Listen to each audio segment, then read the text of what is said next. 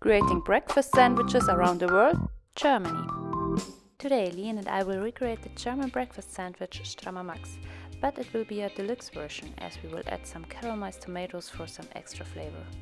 So the first step is to cut the tomatoes into thin slices and fry them in some olive oil. They will develop a sweet and juicy aroma, which we complemented with some sea salt at the end. For our bread we used a nice German sourdough and cut 2 thick slices. We also used some herb butter for an extra kick and fry them in a pan so that they will get a nice crispy crust.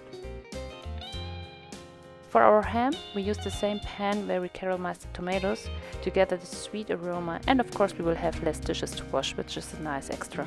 We rubbed some garlic onto the pan and fried the honey ham in the pan to heat it up and add a nice garlic aroma.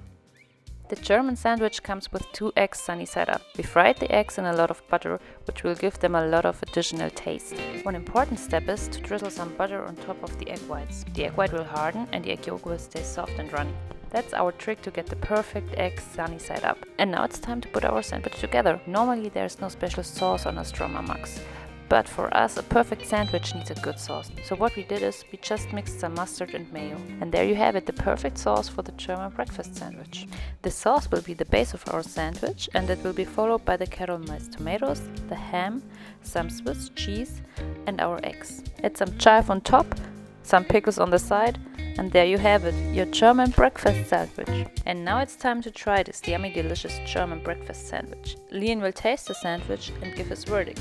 You've got all the nice colors, which really makes you want to try the sandwich, so let's go ahead with it. It's a very nice runny egg. The bread is nice and crispy.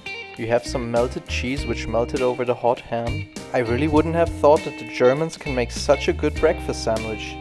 But make sure to try it yourself and surprise yourself as well.